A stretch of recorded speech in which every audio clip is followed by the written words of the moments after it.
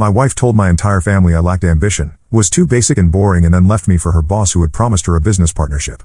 I used my boring accountant skills to document everything and watched her new life completely fall apart when he got arrested for fraud. For context, I, 35M, work as an accountant at a mid-sized firm, and my wife, Pamela, 32F, works as a marketing coordinator at a tech startup. I make decent money, around $75K a year, which is enough for our lifestyle, but Pamela always wanted more. A little background about Pamela. We have been married for 6 years. When we first met, she was working part-time at a retail store while finishing her degree. I helped her through college, paid for her books, and even covered her rent a few times when she was short.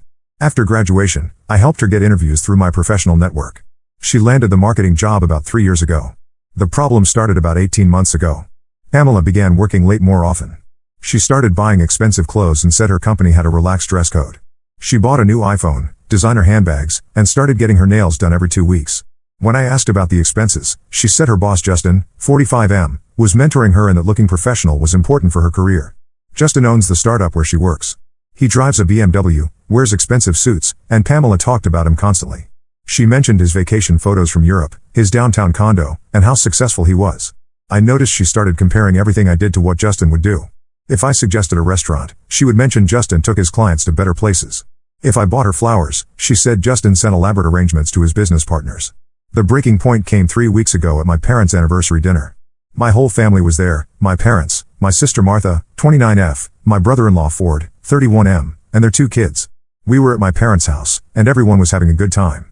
My dad asked me about work, and I mentioned that our firm was expanding and I might get promoted to senior accountant. Pamela interrupted me and said I was being too optimistic. She said I had been in the same position for 3 years and that real successful people take charge of their careers. My mom tried to change the subject, but Pamela kept going. She said Justin had built his company from nothing and that I lacked ambition. Ford tried to defend me and said accounting was a stable career. Pamela laughed and said stability was just another word for being afraid to take risks. She said Justin told her that men who settle for average jobs end up with average lives.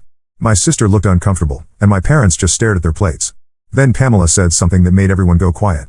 She said Justin had offered her a promotion to marketing manager, and that successful women needed successful partners. She looked directly at me and said maybe it was time for her to upgrade more than just her job title. My mother gasped, and my father told Pamela that was enough. I stood up and said I was going home. Pamela followed me outside and started yelling that I was embarrassing her by leaving. She said my family would think she was the problem when really I was the one holding her back. She said Justin made more in a month than I made in 6 months, and that she deserved better than a boring accountant who would never amount to anything. I got in my car and drove away. Pamela rode home with my sister later that night. When she came home, she acted like nothing happened. She said I was being too sensitive and that she was just trying to motivate me to do better. The next few days were tense.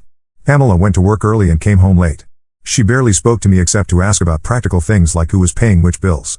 I noticed she was texting constantly and hiding her phone screen when I walked by. Last Tuesday, I left work early because I had finished a big project and my boss told me to take the afternoon off. I got home around 2 p.m. and saw a red BMW in our driveway that I didn't recognize. I parked on the street and walked around to the back of the house. Through our bedroom window, I could see Pamela packing suitcases. She was being very methodical about it, going through her jewelry box and taking specific items. I watched her pack the pearl necklace I gave her for our anniversary, the gold watch I bought for her birthday last year, and even the diamond earrings I gave her when she got her job. I waited outside for about 10 minutes, then walked through the front door. Pamela was in the living room, putting photo albums into a box. She looked startled when she saw me, but then put on a fake smile and said she was just organizing our things. I asked her whose car was in the driveway. She said it belonged to Justin and that he had given her a ride home because her car was in the shop. I asked why she was packing if her car was broken. She stopped pretending and said she was leaving me. Pamela said she had been seeing Justin for 4 months and that he had offered her a position as his business partner. She said he was going to help her start her own marketing consulting firm. She said Justin understood her ambitions in a way I never could. I asked about the jewelry and gifts she was packing. She said those things were hers now and that she had earned them by putting up with me for 6 years. She said Justin had already bought her better jewelry anyway, and that the watch I gave her looked cheap compared to his Rolex collection. Pamela said Justin was a real man who knew how to treat a woman. She said he took her to expensive restaurants, bought her designer clothes, and showed her what success actually looked like.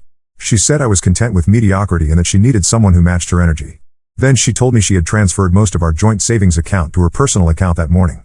She said I could keep what was left, which was about $800. She said that should be enough for groceries until I figured out my next steps. I looked at her packing boxes and said she had planned this very carefully. She said Justin had been helping her organize the logistics for 2 weeks. She said Justin owned multiple properties and that she would be moving into his downtown condo. I told Pamela she seemed to have everything figured out. She said Justin was picking her up in 20 minutes and that I should not try to contact her because she needed space to start her new life. She said Justin's lawyer had already prepared separation papers and that she would have them sent to me. I told her I understood and that I hoped things worked out the way she planned. She looked surprised that I was not arguing or begging her to stay. She said she expected me to be more upset. I said I was not surprised because her behavior had been obvious for months. I told her I had been keeping detailed records of our finances, her work schedule, and her communications. I said I always kept copies of bank statements, receipts, and important documents because that was just how I managed our household. Pamela asked what I meant by records. I told her I had documentation of every unusual expense, every late night at work, and every story she had told me about Justin. I said I had screenshots of her social media posts and copies of text messages she had left open on our shared iPad. She said I was being paranoid and that keeping records of her activities was controlling behavior. I said I was not trying to control anything, just being thorough like I am with everything else. I said accountability was important in marriage, just like it was in business. Pamela said Justin told her that insecure men often try to gather evidence when they sense their women are outgrowing them. I said that was interesting advice from someone who was helping a married woman plan her exit strategy while she was still living with her husband. She said Justin and she had not done anything wrong because their relationship was primarily professional. I said that was fine, and that my records would show exactly what kind of relationship they had and when it started. Pamela picked up her suitcases and said she was done with this conversation. She said Justin was successful enough to handle any complications I might try to create. She said I should focus on improving myself instead of trying to bring down people who were doing better than me. I held the door open for her and said I hoped her new business venture worked out. She walked to the BMW, and Justin got out to help with her bags. He looked at me standing in the doorway but did not say anything. He was wearing an expensive-looking suit and gold watch. After they drove away, I went inside and checked what she had taken. Besides the jewelry and gifts, she had taken all her clothes, her laptop, and some of our shared household items like the good cookware and our wedding china. I spent the evening going through my files and organizing everything I had documented over the past year. I had bank statements showing her unusual spending patterns, screenshots of her work schedule changes, and photos of her new expensive items that I had taken for insurance purposes. My neighbor Carol, 67F, knocked on my door around 8 p.m.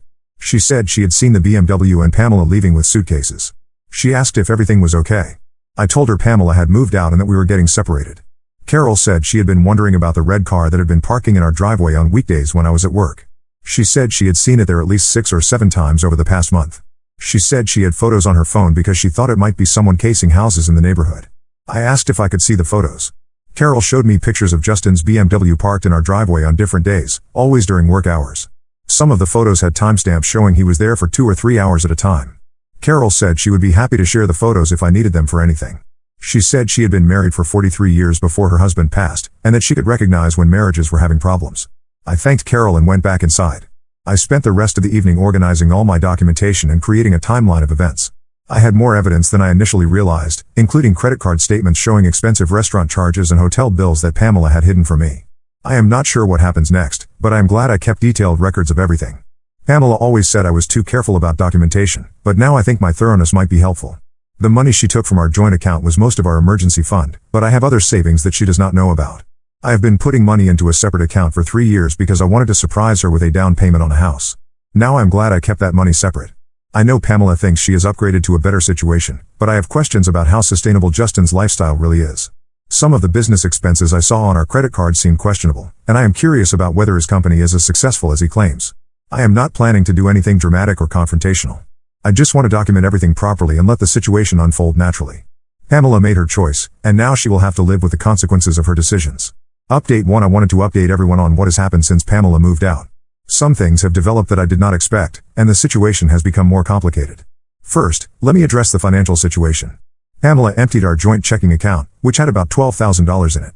She also used our joint credit card to make several large purchases in the days before she left, including a $3,000 designer handbag and $1,500 worth of clothes. I found the receipts in our mail after she moved out. I contacted our bank and credit card company to report the unauthorized spending. Since we were still legally married when she made these purchases, they said it was a civil matter that would need to be resolved through divorce proceedings. However, they did flag the accounts to prevent additional unauthorized access. The bank also informed me that large withdrawals from joint accounts during separation can be problematic in divorce court, especially if one spouse empties the account without the other's knowledge. They suggested I document everything and provided me with detailed transaction records. My lawyer said Pamela's financial actions could work in my favor during divorce proceedings. He said judges typically do not look favorably on spouses who drain joint accounts and rack up debt before abandoning the marriage. Now for the more interesting developments. My sister Martha called me 5 days after Pamela left.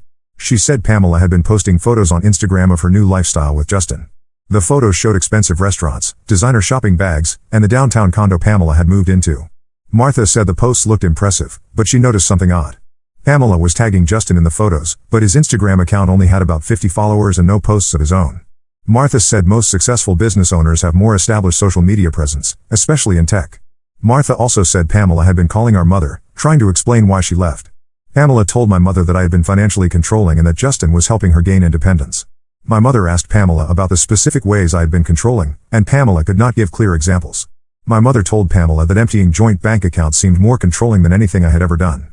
Pamela got upset and said my family was taking my side without understanding the situation. She said Justin had explained that families often enable mediocre men by making excuses for their failures. The conversation between Pamela and my mother ended badly. My mother said Pamela sounded like she was repeating someone else's opinions rather than expressing her own thoughts. She said Pamela had never talked about me being controlling during our 6 years of marriage. Meanwhile, I have been learning more about Justin and his business.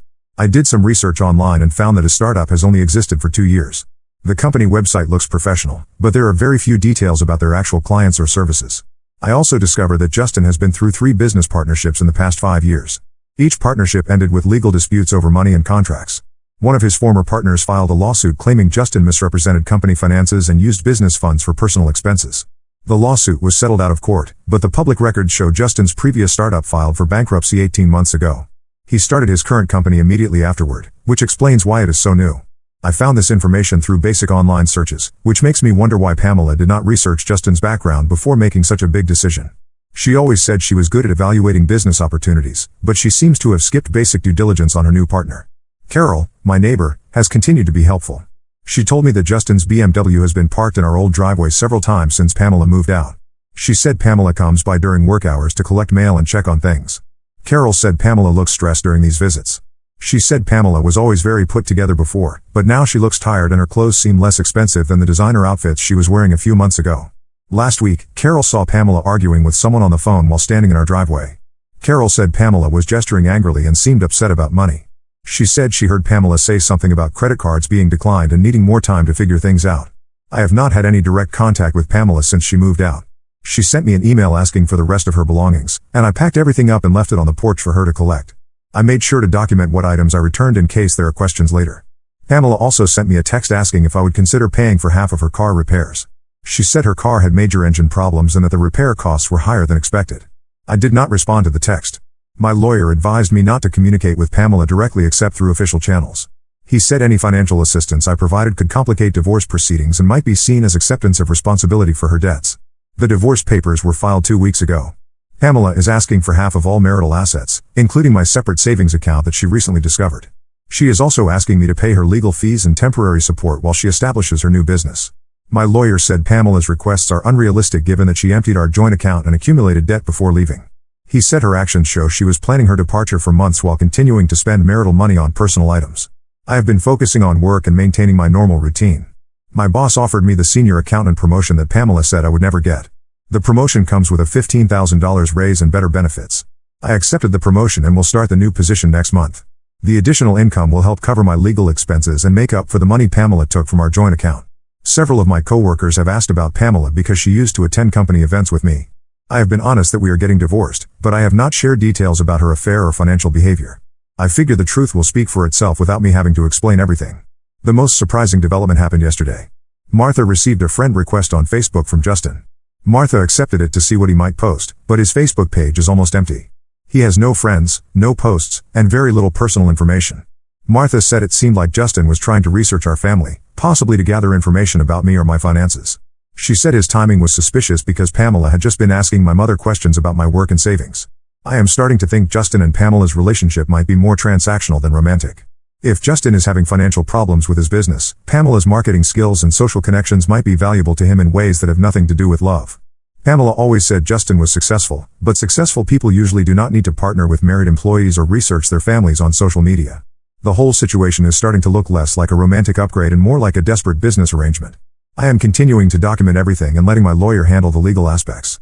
Pamela made her choice based on what she thought Justin could offer her, and now she will have to deal with the reality of that decision. Update 2: The situation has taken several unexpected turns, and I think Pamela is starting to realize that her new life might not be what she expected. 3 weeks ago, I received a call from my credit card company about suspicious activity on our joint card. Even though I had cancelled Pamela's access, someone had been trying to use the card number for online purchases. The charges were being declined because I had put a fraud alert on the account. The credit card company traced the attempted charges to a computer at Justin's business address. They said someone had been trying to make purchases for office supplies, software subscriptions, and even restaurant deliveries using our old joint account information. I filed a fraud report and provided all the documentation to my lawyer. He said this could be considered identity theft or credit card fraud, depending on whether Pamela gave Justin our account information or if he obtained it some other way. My lawyer contacted Justin's business directly and sent a cease and desist letter regarding the unauthorized use of credit card information. He said this type of financial misconduct could affect Pamela's divorce settlement and might even result in criminal charges. The credit card activity stopped immediately after my lawyer's letter was sent.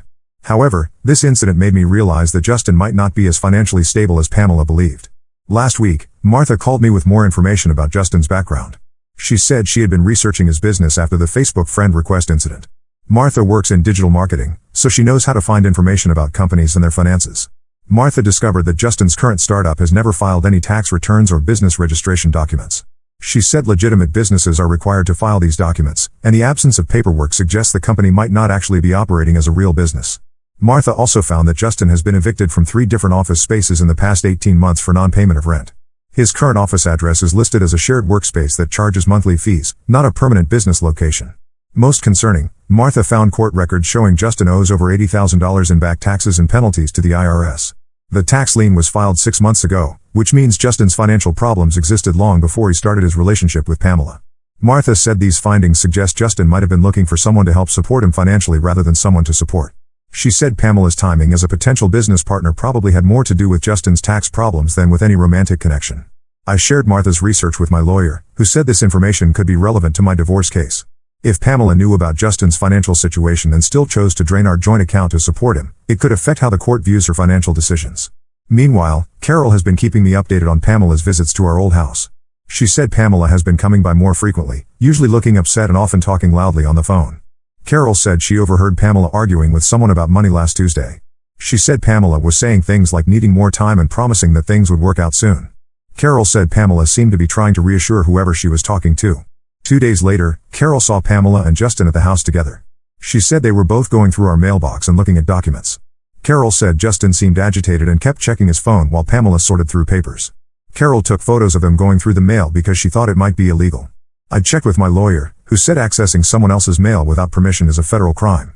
He suggested I contact the Postal Service and file a complaint. I filed the mail theft complaint and changed my address officially so all important mail would go to my new apartment. I also installed a security camera at the old house to document any additional trespassing or mail theft. The most dramatic development happened 5 days ago. I received a text from Pamela asking if we could meet to discuss our divorce settlement. She said she wanted to work things out without involving lawyers and that she had been thinking about our situation. I forwarded the text to my lawyer, who advised me not to meet with Pamela alone. He said any discussions about divorce should go through official channels to avoid complications or accusations later. Pamela texted again the next day, saying she needed to talk to me urgently about Justin. She said she had learned some things that made her reconsider her decisions, and that she might have made a mistake. I did not respond to the text, but I saved it as documentation. My lawyer said Pamela's change in attitude was probably related to her discovery of Justin's real financial situation. Yesterday, Martha called me with the most interesting update yet. She said Pamela had contacted our mother and asked if she could come to dinner this Sunday. Pamela told my mother that she missed our family and wanted to explain what had really been happening. My mother asked Pamela about Justin and whether he would be joining her for dinner. Pamela said Justin was busy with work and would not be coming. She said she needed to talk to family without any outside influences. My mother agreed to have Pamela over for dinner, but she called me first to let me know. She said Pamela sounded different on the phone, less confident and more uncertain than she had been when she first left. My mother asked if I wanted to be there when Pamela came for dinner. I told her I would prefer not to be there because it might make the conversation more complicated. I said Pamela needed to figure out her situation without involving me in her decision-making process. My mother said she understood and that she would listen to what Pamela had to say. She said she was curious about what Pamela had learned about Justin and whether it matched the research Martha had done. I am planning to stay focused on my work and my new apartment while Pamela figures out her next steps. Her recent attempts to contact me suggest that her new life is not working out as planned, but that is not my problem to solve. My lawyer said the divorce should be finalized within the next 2 months. Pamela's financial misconduct and Justin's background issues have strengthened my position, and she will likely receive much less than she originally demanded. I have been putting my energy into positive changes instead of dwelling on Pamela's choices. My promotion is going well, I have been saving money, and I am enjoying the peace of living alone without constant criticism and drama.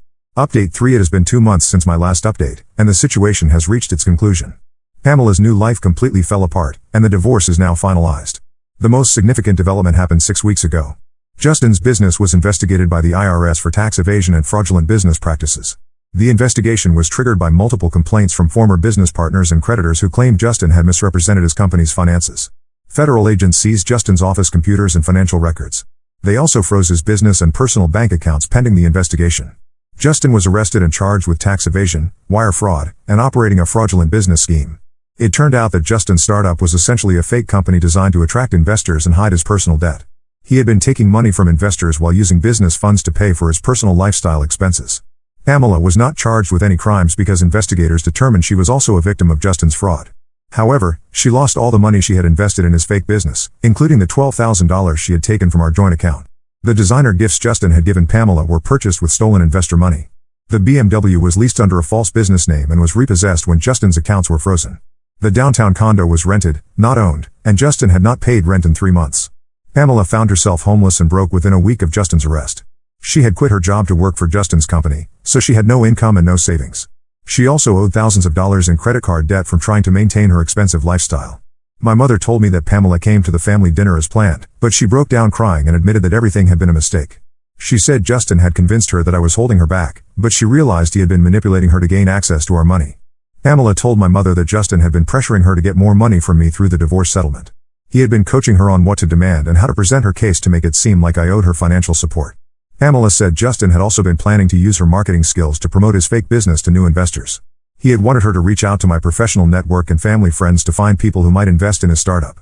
My mother said Pamela seemed genuinely remorseful about her behavior and the things she had said to me and my family. Pamela acknowledged that she had been cruel and that Justin had encouraged her to burn bridges with people who actually cared about her. However, my mother also said Pamela asked whether there was any possibility of reconciling our marriage. My mother told Pamela that she would need to discuss that with me directly, but that I seemed to be doing well living independently. I never responded to Pamela's indirect request for reconciliation. My lawyer advised me to maintain no contact until the divorce was finalized to avoid any complications or accusations of coercion. The divorce was completed 3 weeks ago. Because of Pamela's financial misconduct and Justin's criminal activity, the court awarded me all marital assets except for Pamela's personal belongings. Pamela received no spousal support and was ordered to pay half of the legal fees.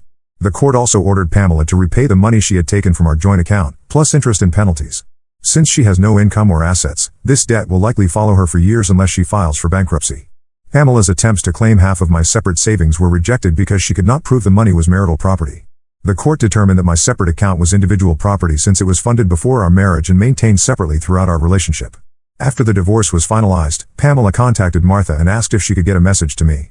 Pamela wanted me to know that she understood she had made terrible decisions and that she regretted throwing away our marriage for someone who was using her. Martha told Pamela that I was not interested in revisiting the past and that I was focused on moving forward with my life. Martha said Pamela seemed to understand and that she did not push for additional contact. I have heard through my mother that Pamela moved back in with her parents and is looking for a new job. She lost her car because she could not make the payments, and she had to sell most of the expensive items Justin had given her to pay for basic living expenses. Pamela also had to deal with several collection agencies because Justin had used her name and credit information for some of his fraudulent business activities. She is working with a lawyer to clear her credit and establish that she was a victim of Justin's schemes. Meanwhile, my life has improved significantly. The promotion I received has led to additional opportunities at work, and I am being considered for a management position that would come with another substantial raise. I used some of my separate savings to buy a house in a better neighborhood. The house is smaller than the one Pamela and I shared, but it is in a great location and completely mine. I have been enjoying decorating it according to my own preferences without having to consider anyone else's opinions. Carol, my old neighbor, helped me move and has stayed in touch. She said the old house has been on the market for 2 months but is not sold yet. She said she thinks the drama of Pamela and Justin's situation affected the neighborhood's reputation. I have been dating someone new for the past month. Her name is Rachel, 29F, and she works as a nurse at the local hospital. We met through a hiking group, and she has no connection to my previous life with Pamela. Rachel knows about my divorce but is not interested in hearing details about my ex-wife's poor decisions. She said she prefers to focus on getting to know me as I am now rather than analyzing my past relationships. I have not seen or heard from Pamela directly since she moved out 8 months ago. Based on what my family has told me, she seems to have learned from her mistakes and is trying to rebuild her life in a more realistic way.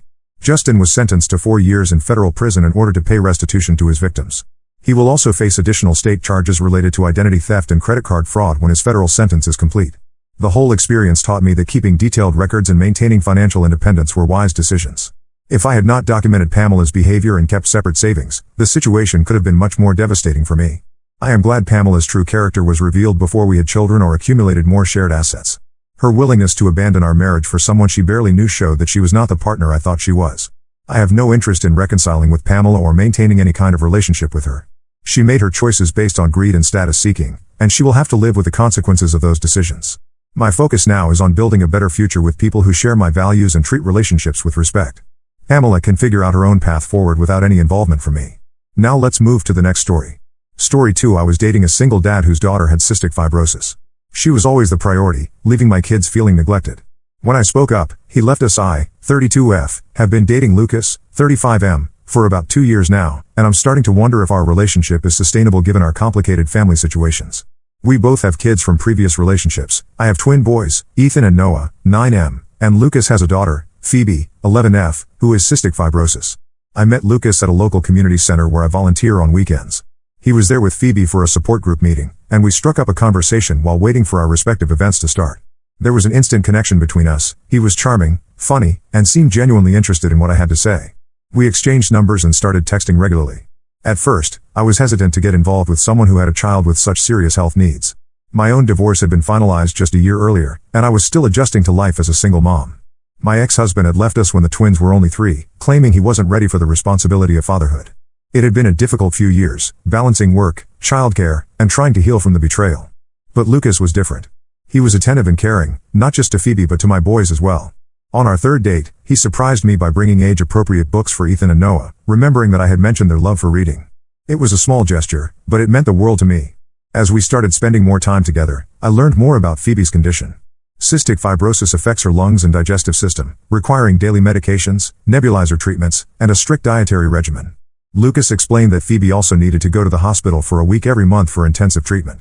Despite these challenges, Phoebe was a bright, cheerful girl who seemed to take her condition in stride.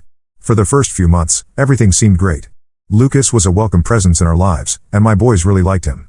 He would come over for dinner, help the boys with their homework, and even started teaching them how to play chess. It felt like we were becoming a real family. But as time went on, I started to notice how much Phoebe's condition affected our ability to do things together. Simple outings that I used to take for granted with my boys became complicated logistical challenges. A trip to the park had to be carefully timed around Phoebe's medication schedule. Movie nights were often interrupted by nebulizer treatments. Even dinner plans had to be flexible to accommodate Phoebe's dietary needs. Don't get me wrong, I understood that Phoebe's health was important. But I started to feel like my kids were always getting the short end of the stick. The boys, who had already been through so much with their father leaving, were now constantly having to adjust their expectations and plans. For example, last summer, we tried to plan a trip to a nearby water park. The boys had been looking forward to it for months, saving their allowance to buy souvenirs and talking nonstop about which slides they wanted to try. But 2 days before we were supposed to go, Phoebe caught a cold. Lucas said we had to cancel because the risk of infection was too high for Phoebe. The boys were devastated. I tried to explain the situation to them, but I could see the disappointment in their eyes. This wasn't an isolated incident. It happened multiple times with different events: a baseball game we had to leave early because Phoebe was tired, a camping trip that got canceled due to concerns about the weather affecting Phoebe's breathing, even a simple trip to the ice cream parlor that turned into a stressful ordeal because they didn't have options that fit Phoebe's dietary restrictions. Lucas always says we need to be understanding of Phoebe's needs, but I'm starting to feel like he's not considering my kids' needs at all. They're young and active, and they want to do things that kids their age normally do. But every time we try to plan something, it either gets canceled or has to be cut short because of Phoebe.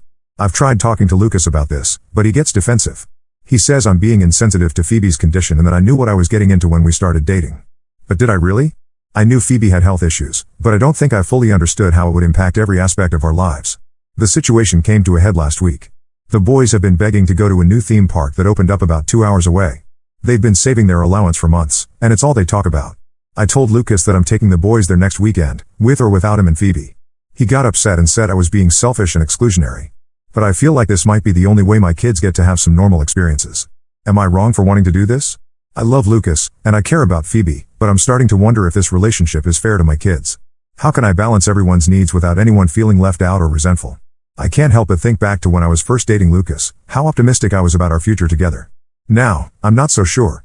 I want to make this work, but I also need to protect my children's happiness.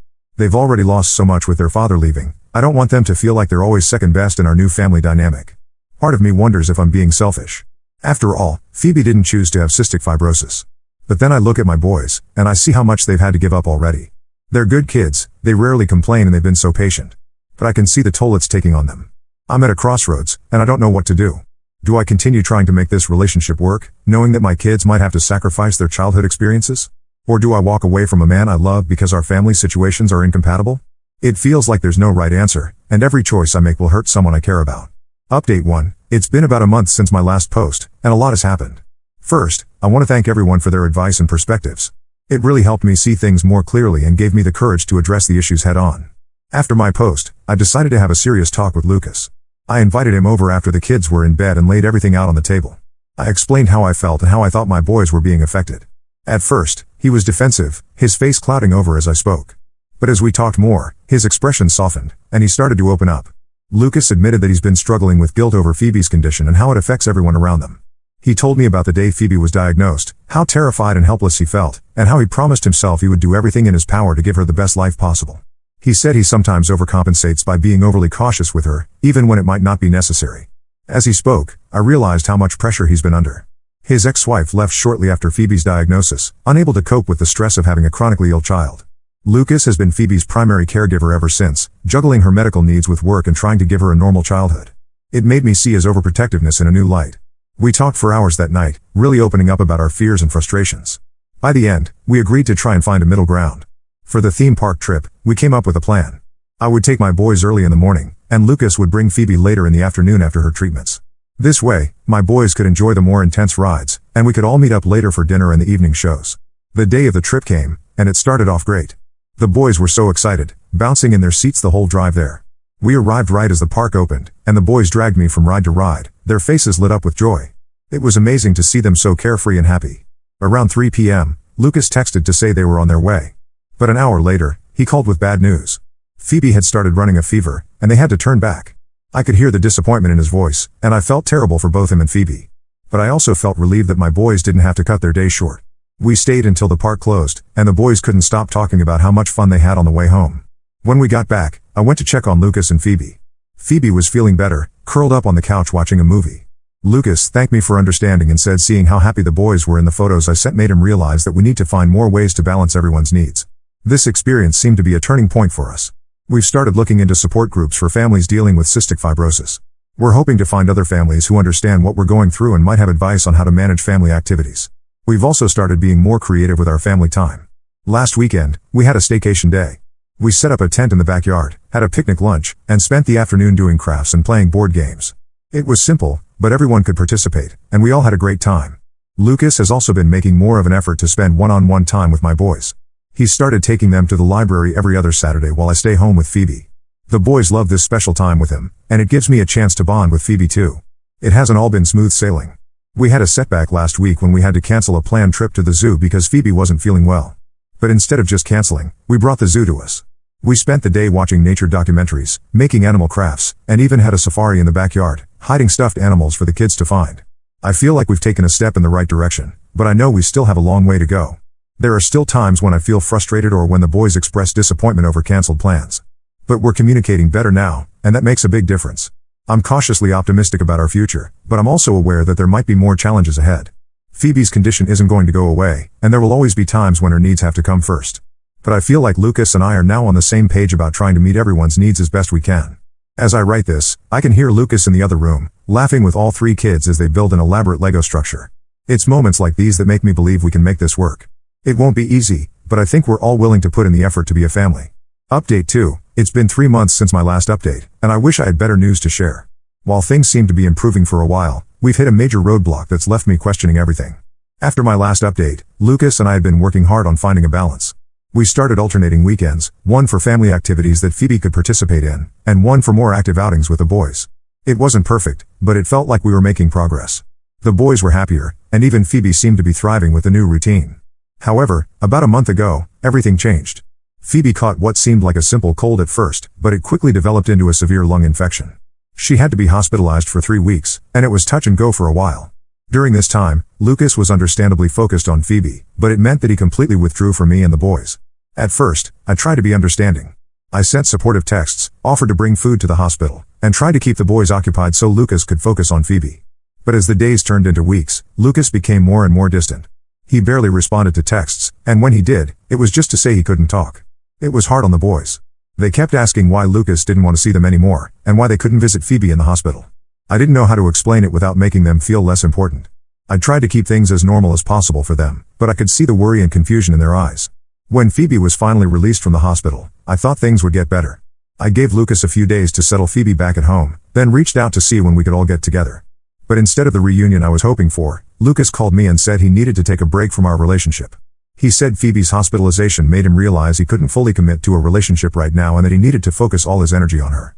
He talked about how scared he'd been of losing her, and how it made him reevaluate his priorities. I was shocked and hurt. I tried to reason with him, saying we could work it out, that the boys and I could help support them both.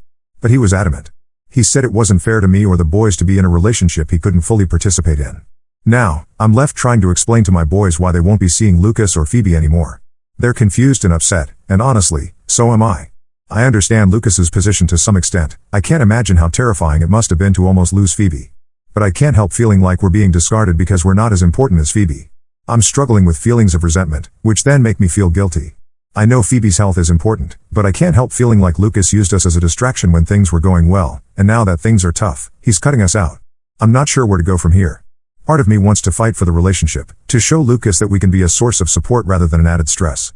But another part wonders if Lucas is right, maybe we're just not compatible given our different family situations. For now, I'm trying to focus on my boys and make sure they're okay. We've gone back to some of our old routines from before Lucas was in our lives, like Friday night movie marathons and Sunday morning pancake breakfasts. The boys seem to be coping okay, but I catch them looking sad sometimes, especially when they see things that remind them of Lucas or Phoebe. As for me, I'm trying to come to terms with the sudden end of a relationship I thought had a future. It's hard not to feel hurt and angry, especially when I think about how much effort I put into making things work. But I also know that dwelling on these feelings won't change anything. I'm not sure what the future holds for us. Part of me hopes that Lucas will realize he made a mistake and come back to us. But another part of me wonders if this is for the best, if maybe this whole situation was just too complicated to work out in the long run. Update 3, it's been 6 months since my last update, and I wanted to share where things stand now. After Lucas ended our relationship, I spent a lot of time focusing on my boys and myself. We went to family counseling to help the boys process their feelings about the breakup, which was really helpful. The counselor gave us tools to communicate better and help the boys understand that the breakup wasn't their fault. During this time, I threw myself into work and the boys' activities. We joined a local sports league, started taking weekend trips to explore nearby towns, and even adopted a dog from the local shelter. Slowly but surely, we started to find our new normal. About 2 months ago, out of the blue, Lucas reached out to me. He asked if we could meet for coffee, saying he wanted to talk. I was hesitant at first, but curiosity got the better of me, and I agreed. When we met, Lucas looked tired but somehow more at peace than I'd seen him in a long time. He started by apologizing for how he handled things. He explained that during Phoebe's hospitalization, he had been overwhelmed with fear and guilt. He realized he had pushed us away out of fear, not because he didn't care. Lucas told me that after Phoebe recovered, he started seeing a therapist to work on his anxiety and guilt surrounding her condition. He also joined a support group for single parents of children with chronic illnesses, which he said has been eye-opening. He's learned coping strategies and ways to balance Phoebe's needs with his own life. He said he'd been doing a lot of thinking and wanted to try again if I was willing. He missed us, not just me, but the boys too. He talked about how much brighter his life had been with us in it and how he regretted pushing us away. I was cautious but agreed to take things slow. We started with just the two of us spending time together, then gradually included the kids in some activities. It's been challenging, but I can see that Lucas is really trying to find a balance. We've had some frank discussions about expectations and boundaries.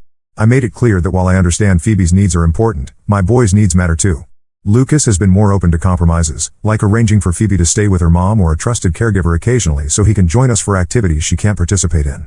The boys were initially wary when Lucas came back into our lives, which broke my heart a little. They've been hurt before, first by their dad leaving and then by Lucas's sudden departure. But Lucas has been patient, spending one-on-one time with each of them and slowly rebuilding their trust. It's not perfect, and we still have our struggles. Last week, we had to cancel a planned camping trip because Phoebe caught a cold. But instead of it turning into a major issue, we adapted. We set up tents in the backyard, had a bonfire, with proper precautions for Phoebe's breathing, and spent the night stargazing. It wasn't the trip we planned, but it was still special. The boys are happy to have Lucas back in their lives, and they've been surprisingly understanding about the situation with Phoebe. I think the family counseling really helped them process their feelings and develop empathy. They've even started to take an interest in learning about cystic fibrosis, asking questions and offering to help Phoebe with her treatments when they're together. Phoebe, for her part, seems to be thriving with the expanded family support. She's opened up more, sharing her fears and frustrations about her condition. It's been eye-opening for all of us, and I think it's brought us closer as a family unit. Lucas and I are taking things day by day. We're both more aware of the challenges we face and are working together to address them.